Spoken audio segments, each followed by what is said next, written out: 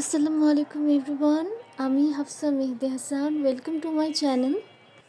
আজকে আমি আপনাদের সাথে এমন একটা রেসিপি শেয়ার করব যেটার রেজাল্ট দেখে আমি নিজেই অবাক হয়ে গিয়েছি। আজকে আমরা তৈরি করব একটি চমৎকার হেয়ার টনিক। যে পরিবেশের মধ্যে আমরা বড় হচ্ছি, এ সময় আসলে আমাদের চুলের যত্নের জন্য শুধুমাত্র তেল অথবা শ্যাম্পুই যথেষ্ট নয়।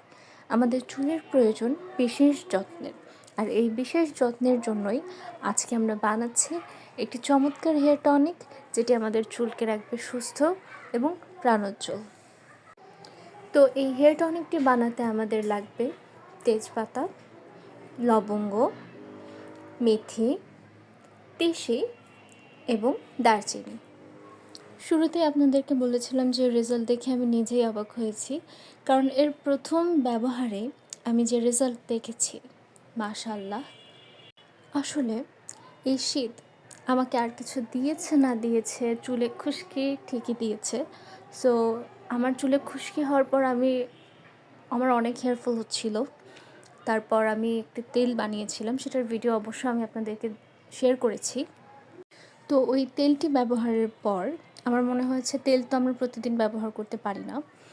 আমি তেলটি সপ্তাহে 3 দিন ব্যবহার করি এবং রাতের বেলা ব্যবহারের পরের দিন শ্যাম্পু করে ফেলি। সো রেগুলার ইউজের জন্য সপ্তাহে 7 দিনের জন্য আমি এই হেয়ার টনিকটি বানিয়েছি, যেন আমার চুলের খুশকি তাড়াতাড়ি ঠিক হয়ে যায় এবং চুলটি তাড়াতাড়ি সুস্থ হয়ে ওঠে। এবং সত্যি কথা বলতে আসলেই এই হেয়ার টনিকটি খুব ভালো কাজ করেছে। সো এই হেয়ার টনিকটি বানাতে আমাদের প্রথমে আমরা নিয়েছি কাপের 3 কাপ পানি। তারপর সেখানে সেই ইনগ্রিডিয়েন্টসগুলো দিয়ে দেওয়ার পর এখানে আমরা আরও এক্সট্রা করে দিয়েছি 1 মুঠো চাল, যেটা আপনারা দেখতেই পেয়েছেন। তারপর এটাকে সুন্দর করে নেড়ে চেড়ে জাল করে নেব ভালোভাবে। মিডিয়াম আঁচে রেখেছি যেন ভালোভাবে জাল হয়। তো এটি জাল হয়ে যাওয়ার পর যখন মেথি ফুলে আসবে এবং চালটা সেদ্ধ হবে, তেজপাতার থেকে পানিটা একটা ব্রাউন কালারে চলে আসবে, তখনই আমরা এটাকে নামিয়ে ফেলব।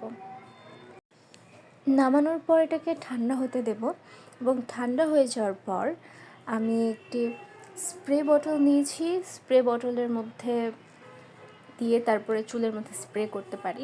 তাছাড়া আমাদের যাদের কাছে স্প্রে বটল নেই, চিন্তার কোনো বিষয় নেই। এটাকে আমরা একটি বটলে স্টোর করতে পারি, ফ্রিজে 1 সপ্তাহের জন্য এটা স্টোর করতে পারবো।